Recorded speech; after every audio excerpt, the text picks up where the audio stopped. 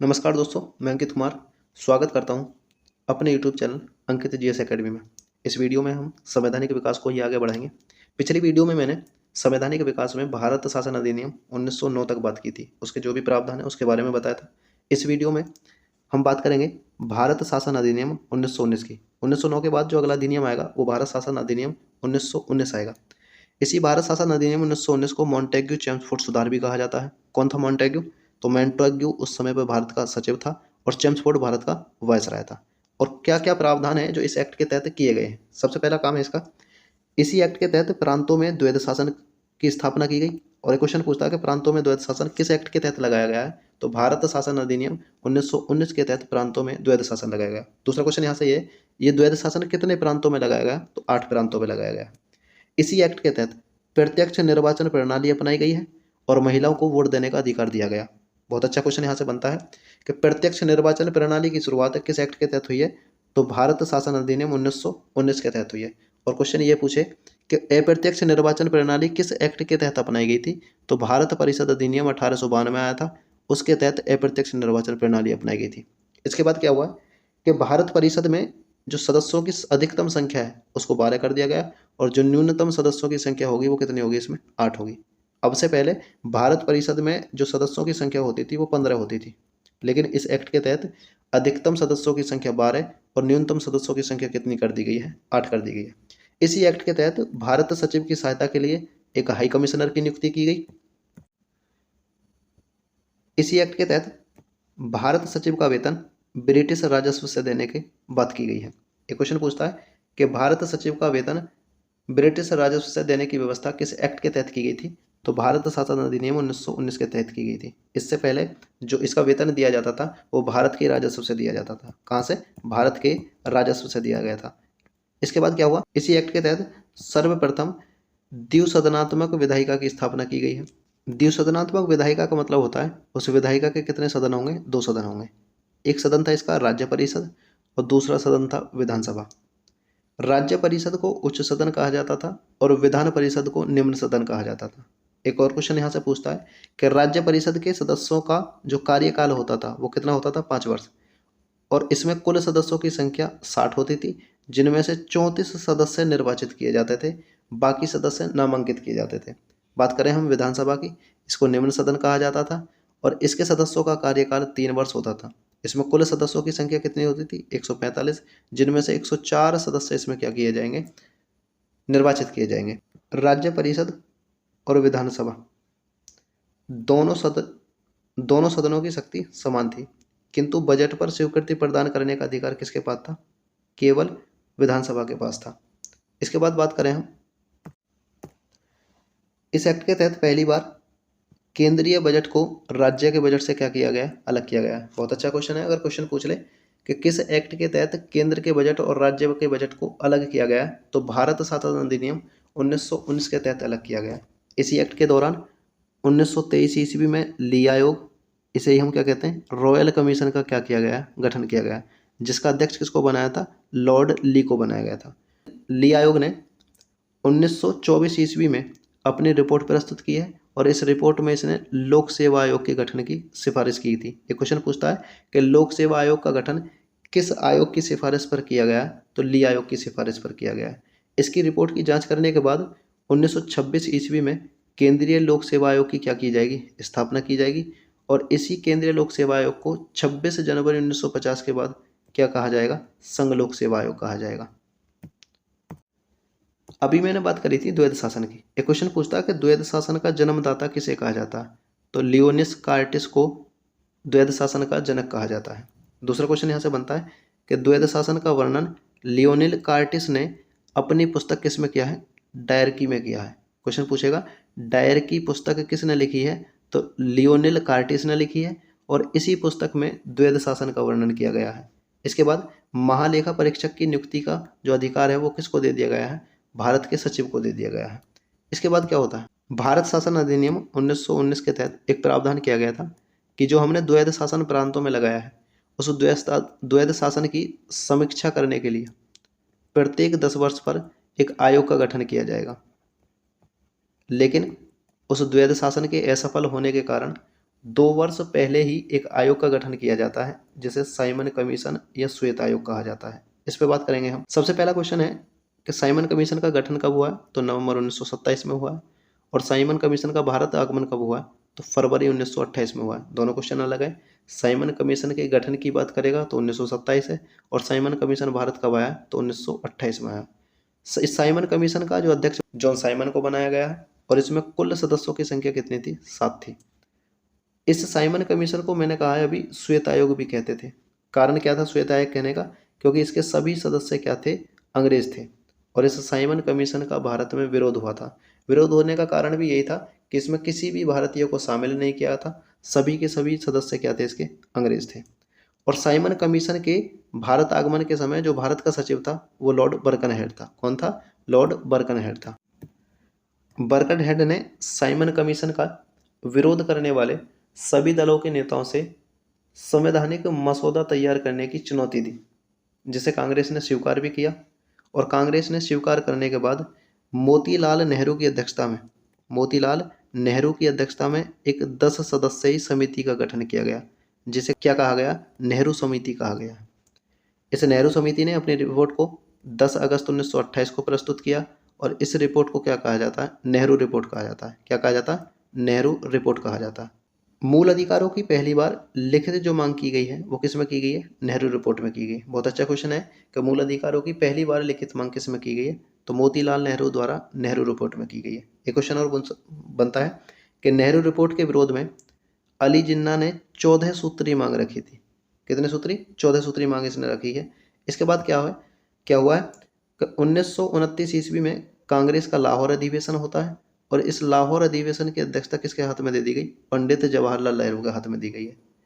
पंडित जवाहरलाल नेहरू ने इस अधिवेशन में पूर्ण स्वराज का प्रस्ताव पारित किया, और 26 जनवरी 1930 को रावी नदी के तट पर स्वाधीनता या स्वतंत्रता दिवस मनाया। साइमन कमीशन के विरोध के बाद साइमन कमीशन वापस लौट जाता है, और संवैधानिक सुधार हेतु ब्रिटेन में गोलमेज सम्मेलन किए जाते हैं। कितने गोलमेज सम्मेलन होंगे, तो 3 गोलमेज सम्मेलन किए जाएंगे।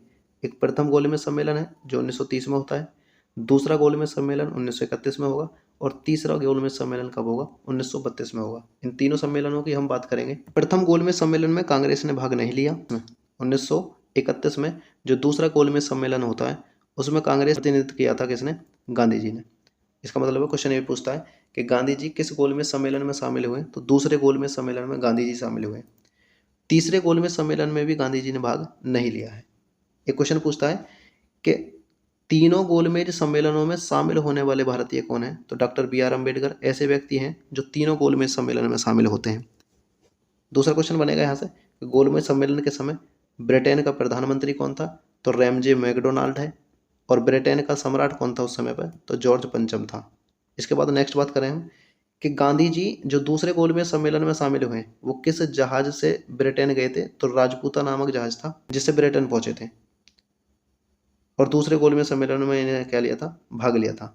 एक और क्वेश्चन यहाँ से बनता है कि प्रथम गोलमेज सम्मेलन के समय भारत का वायसराय कौन था, तो लॉर्ड इरविन था।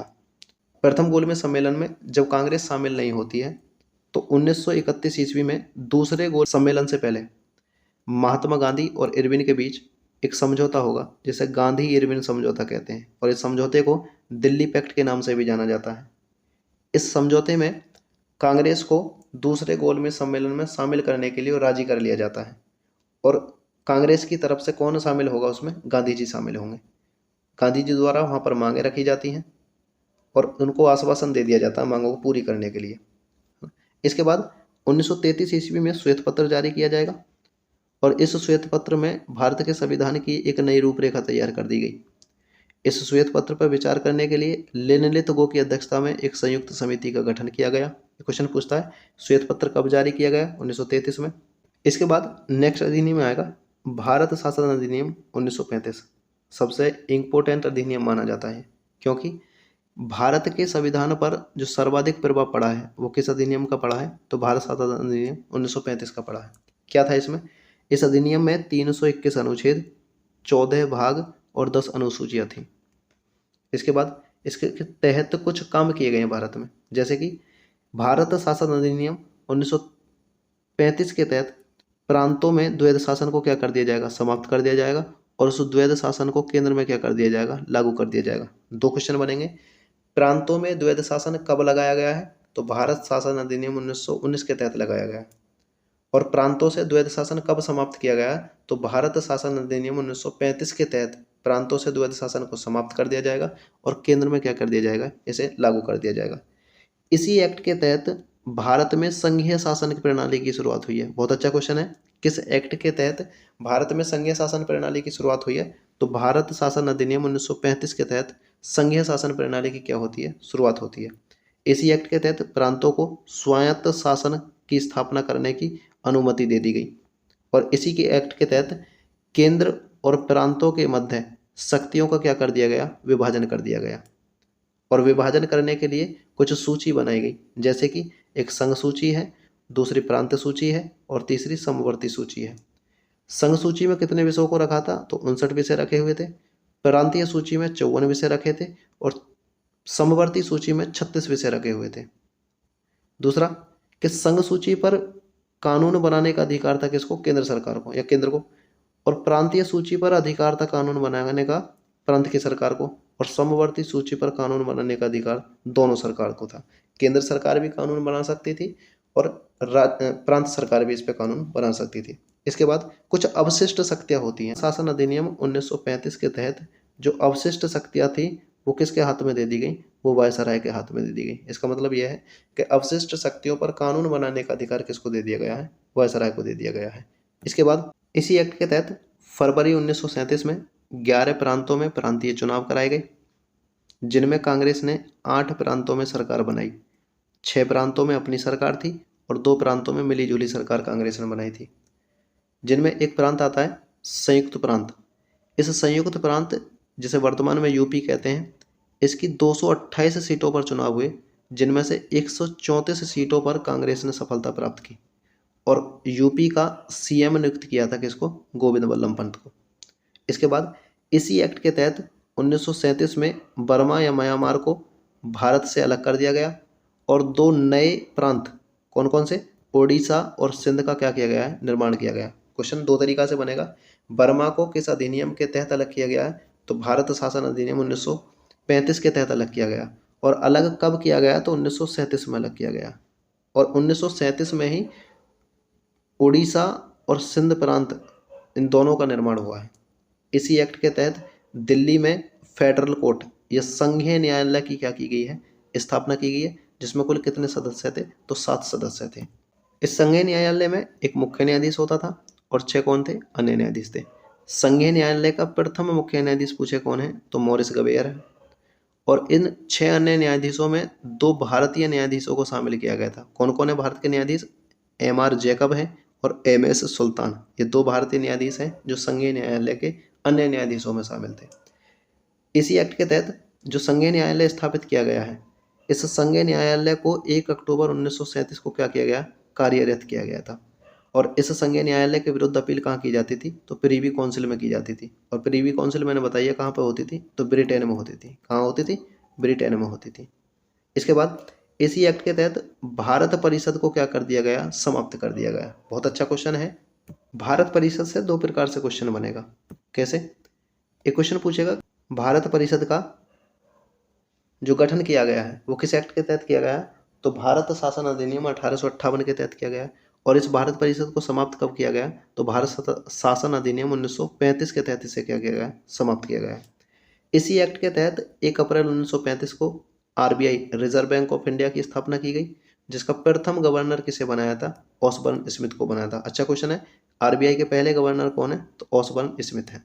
1939 में दूसरे विश्व युद्ध की शुरुआत होती है और इस विश्व युद्ध में अंग्रेजों ने बिना कांग्रेस की अनुमति के भारत को दूसरे विश्व युद्ध में शामिल कर लिया, जिसको लेकर कांग्रेस ने 28 माह के बाद अक्टूबर 1939 में 8 प्रांतों से सामूहिक त्यागपत्र दे दिया। जो 8 प्रांतों में कांग्रेस की सरकार थी उसको सामूहिक रूप से त्यागपत्र दे दिया। किसने, कांग्रेस ने। कारण था कि दूसरे विश्व युद्ध में बिना कांग्रेस की सहमति के भारत को शामिल किया जाना। इसके बाद क्या हुआ, 22 दिसंबर 1939 को मुस्लिम लीग और अंबेडकर ने मुक्ति दिवस मनाया था। क्वेश्चन पूछा कि मुस्लिम लीग ने अंबेडकर के साथ जो मुक्ति दिवस मनाया था वो कब मनाया था? तो 22 दिसंबर को मनाया था। भारत शासन अधिनियम 1935 को पंडित जवाहरलाल नेहरू ने गुलामी का अधिकार पत्र बताया। इसके बाद अगस्त प्रस्ताव भारत आता है। क्वेश्चन पहला पूछता है अगस्त प्रस्ताव भारत कब आया? तो 1940 में आया। कब आया? 1940 में। वायसराय लेनिनित्को के समय 8 अगस्त 1940 को एक प्रस्ताव प्रस्तुत किया जाता है जिसे क्या कहेंगे? अगस्त प्रस्ताव कहा जाता है।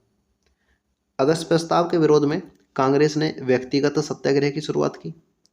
एक क्वेश्चन पूछता है कि व्यक्तिगत सत्याग्रह के विचार पोषक कौन है? तो गांधी जी थे। और इस व्यक्तिगत सत्याग्रह की शुरुआत कब होती है, कहाँ से होती है? तो 17 अक्टूबर 1940 को व्यक्तिगत सत्याग्रह की शुरुआत होती है।